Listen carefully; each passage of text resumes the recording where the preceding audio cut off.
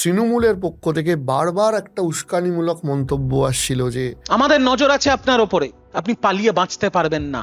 বা একদম মঞ্চে দাঁড়িয়ে অভিষেক বন্দ্যোপাধ্যায় বলেছিলেন যে 4 তারিখ 12টার পরে আর কার দিল্লির বাবা কাকে বাঁচাতে আসে আমি 4 তারিখ দেখব। আপনাদের রিয়াকশন কি? অভিষেক বন্দ্যোপাধ্যায় যে কথাটা বলেছেন, যে শ্রোতা সে বুঝবে যে ভালো হলো কি খারাপ হলো।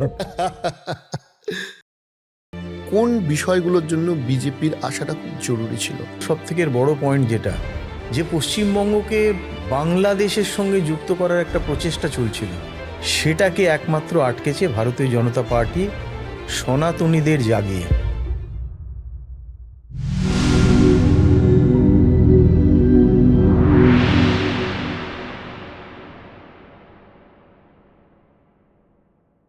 সো আমি আপনাকে শেষ 1-1.5 মাস ধরে প্রচুর খাটতে এবং হাঁটতে দেখলাম।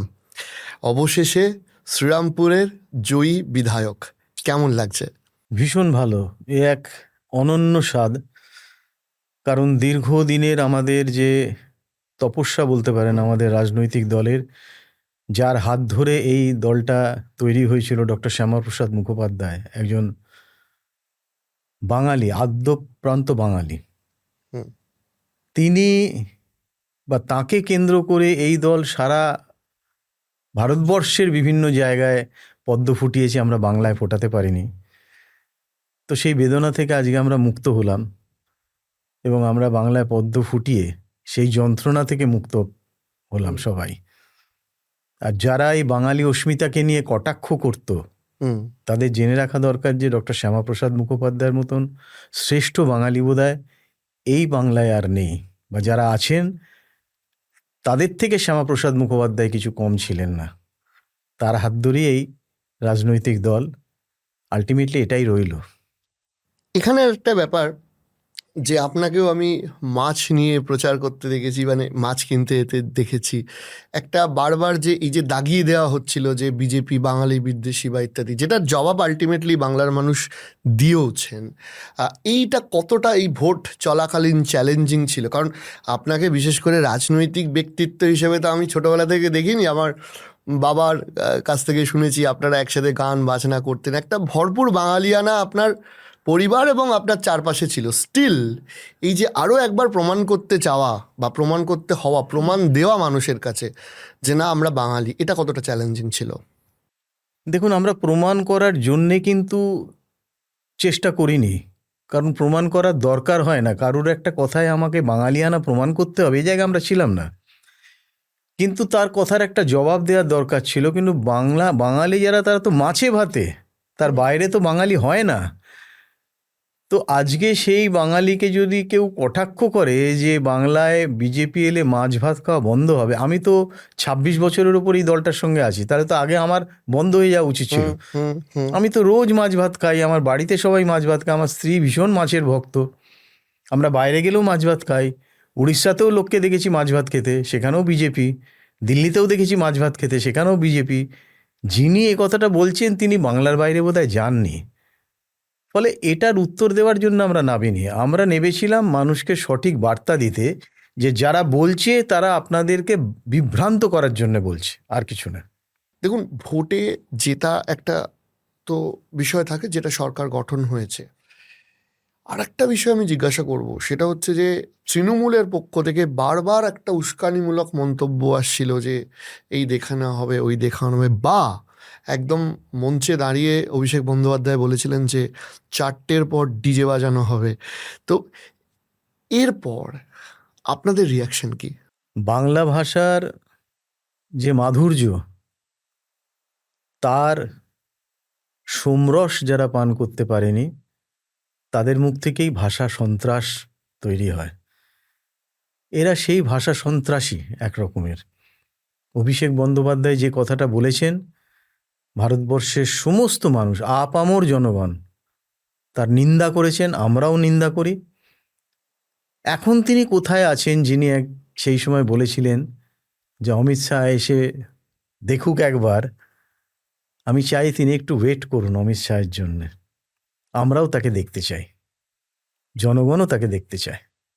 আমি যদি হুগলিতে আসি এবং আমি যদি গোটা বাংলার ক্ষেত্রেও আসি, বিজেপিকে মানুষ একটা অদ্ভুত ভরসা করে ভোট দিয়েছে এবং মানুষ চেয়েছে যে দীর্ঘ 15 বছর ধরে বা বিশেষ করে শেষ 5 বছরে অ্যাডমিনিস্ট্রেশনের যে অবস্থা হয়েছিল, তারা কার্যত তৃণমূলের দলদাসে পরিণত হয়ে গেছিল।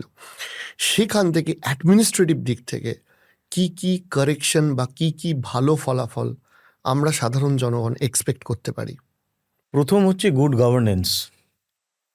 গভর্নেন্স জিনিসটা কি, এটা বিগত যে সরকার ছিল তারা জানতোই না। ফলে আমরা দেখেছি যে ট্রেডমিলে দাঁড়িয়ে নাকি বাজেট হয়ে যেত, আর সেই বাজেটের যে আর্থিক মূল্যায়ন আমরা দেখেছি কিভাবে হয়েছে। আজকে পশ্চিমবঙ্গ কোন জায়গায় এসে দাঁড়িয়েছে, যার 46,000 কোটি টাকা শুধু সুদ দিতে চলে যায় বছরে। ইন্ডাস্ট্রি নেই, কর্মসংস্থান নেই, রোজগার নেই, তার থেকে ডবল রোজগার হচ্ছে উড়িষ্যা গভর্নমেন্টের। তো এই অবস্থা থেকে বেরিয়ে এসে আমরা মানুষকে দেখাবো আগামী দিনে যে হোয়াট ইজ গুড গভর্নেন্স, এবং তার সঙ্গে সঙ্গে অন্যান্য স্বাস্থ্য, শিক্ষা, যেগুলোকে আজকে শেষ হতে দেখছি আমরা। সরকার পোষিত স্কুল প্রায় 8,200-র ওপর বন্ধ। আমার শ্রীরামপুরেতেই বল্লভপুর হাই স্কুল বন্ধ। আমার দুঃখ লাগছিল সেদিনকে যখন আমি যাচ্ছিলাম, ওখানে আমাদের ক্যাম্প হয়েছে, ওখানে আমাদের বুথ হয়েছে, সেগুলো ঘুরছিলাম। মানে বহু স্কুলে এডুকেশনের অবস্থা খুব হ্যাঁ, খারাপ। ভীষণ খারাপ। 26,000 শিক্ষকের শিক্ষা চাকরি বাতিল। এরা নষ্ট করে দিতে চেয়েছে, কারণ মানুষ শিক্ষিত হলে এদেরকে চাইবে না। হুম। অশিক্ষিত থাকলে এরা থাকবে, কিন্তু মানুষকে ওরা চিনতে পারেনি। এদের ক্ষমতায়নটা ছিল নিজেদের মধ্যে, ক্ষমতাটা যে মানুষের সেটা ওরা উপলব্ধি করতে পারেনি। আজকে মানুষ তার উত্তর দিয়ে দিয়েছে, এবং সঠিক উত্তর। এতদিন ধরে তারা বঞ্চিত বিভিন্ন জায়গায়। আমরা দেখেছিলাম আগে ইতিহাসের বইতে পড়তাম যে রঘু ডাকাত, কালু ডাকাত, যারা লুট করে নিয়ে এসে ধন দৌলত লুট করে নিয়ে আসতো, কিন্তু তারা বড় লোকদের থেকে লুট করে দরিদ্রের মধ্যে বিতরণ করত। আর এই সরকার দরিদ্রের মুখের চাল, রেশনের চাল, সেইটা চুরি করে নিজেদের পকেট ভরছে। তারা আজ বিস্মৃত, এরা আগামীকাল এই ইতিহাসের পাতায় নামটা লিখিয়ে ফেললো। আমার একটা প্রশ্ন আছে, কারণ আপনি আইনের সাথে সাথে শিক্ষার সাথেও যুক্ত ছিলেন দীর্ঘদিন। সিলেবাসের একটা তৃণমূলীকরণ হয়েছিল, যেখানে স্কুল এডুকেশনগুলোতে বিভিন্ন জায়গায়, যে ধরুন আমি যদি খুব বৃহত্তর ক্ষেত্র ধরে আলোচনা করি, তাহলে আমি জানি না যে সিঙ্গুর আন্দোলনের মতো একটা আন্দোলন থেকে যদি রতন টাটাকে, মানে টাটার মতো একটা শিল্পকে তাড়িয়ে দেওয়াটা একটা রাজ্যের জন্য কতটা উপকার হয়, কিন্তু সেটাও সিলেবাসে বাচ্চারা পড়তো। এই যে এডুকেশনের ওপর যে একটা তৃণমূলীকরণ, সেইটা থেকে কি এডুকেশনটা নিরপেক্ষ হবে? নিশ্চয়ই হবে, হয়েছে। আমরা সারা ভারতবর্ষে যে এডুকেশন সিস্টেম তাকে চেঞ্জ করেছি। আগে 3 বছরের পর সার্টিফিকেট দেওয়া হতো পাশ করলে, এখন প্রতি বছর পাশ করার পর তাকে সার্টিফিকেট দেওয়া হবে। তার কারণ, যদি কেউ ফার্স্ট ইয়ারে পাশ করেও সার্টিফিকেট পায়, সে তার মান অনুযায়ী, যোগ্যতা অনুযায়ী যদি চাকরি খুঁজে, তাহলে সে পাবে। সিলেবাসের মধ্যে এই যে জলকে পানি বা বিভিন্নভাবে আমরা উর্দু ভাষার আগমন দেখেছি, এটার ব্যাপারটা বোধহয় সাধারণ মানুষ ধরতে পারেনি। যেটা আমি আজকে বলতে চাই, যে পশ্চিমবঙ্গকে বাংলাদেশের সঙ্গে যুক্ত করার একটা প্রচেষ্টা চলছিল, একটা বাইরের শক্তি এর সঙ্গে যুক্ত হয়ে গেছিল, যারা চাইছিল যে আমরা আবার নতুন করে সেই 1947 সালের আগে চলে যাই। সেটাকে একমাত্র আটকেছে ভারতীয় জনতা পার্টি সনাতনীদের জাগিয়ে। সনাতনী হিন্দুদের যে মাতৃভূমি, তাকে রক্ষা করার জন্য যে তাদেরকেই নামতে হবে দলবদ্ধ হয়ে, সেই বার্তাটা আমরা দিতে পেরেছিলাম সঠিকভাবে, এবং তার প্রতিফলন হয়েছে এই 92% ভোটে। রাইট, এতটা পোল হয়েছে। বিভিন্ন মানুষ বিভিন্ন কারণে ভারতীয় জনতা পার্টির নামে ইভিএম এর বাটন প্রেস করেছে।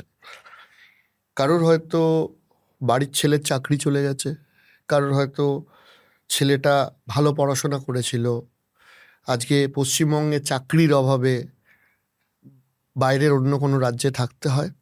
কেউ বা হয়তো লোকাল কোনো তৃণমূল নেতার ঔদ্ধত্য কিংবা তার অত্যাচারে অতিষ্ঠ হয়ে ভোট দিয়েছে বিজেপিকে। আপনার কি মনে হয় যে পশ্চিমবঙ্গের বিজেপি আসার জন্য টপ 3টে কারণ কোন বিষয়গুলোর জন্য বিজেপির আসাটা খুব জরুরি ছিল? প্রথম হচ্ছে দুর্নীতি। মানুষের ক্ষমতাকে নিজের ক্ষমতা ভেবে মানুষের প্রয়োজনীয় জিনিসকে লুট করে নেওয়ার যে প্রবণতা, তার বিরুদ্ধে মানুষ ভোট দিয়েছে। দ্বিতীয়ত হচ্ছে সুরক্ষা। যেখানে আইনের শাসন নেই, শাসকের আইন চলছে, সেখানে মানুষ বুঝতে পেরেছে যে তাদের যে পারিবারিক সুরক্ষা, মেয়েদের সুরক্ষা, ছোট ছোট ছেলে মেয়েদের সুরক্ষা নেই। পুলিশ দলদাসে পরিণত হয়ে গিয়েছিল। 3 নম্বর সবথেকে বড় পয়েন্ট যেটা, সেটা হচ্ছে আগেই বললাম আমি, যে মানুষ বুঝতে পেরেছিল যে এই বাংলাকে বাংলাদেশে রূপান্তরিত করার একটা চেষ্টা চলছে বৈদেশিক শক্তির দ্বারা। সেটাকে আটকাতে পারে একমাত্র বিজেপি, যার জন্যই বিজেপি ভোটটা পেয়েছে।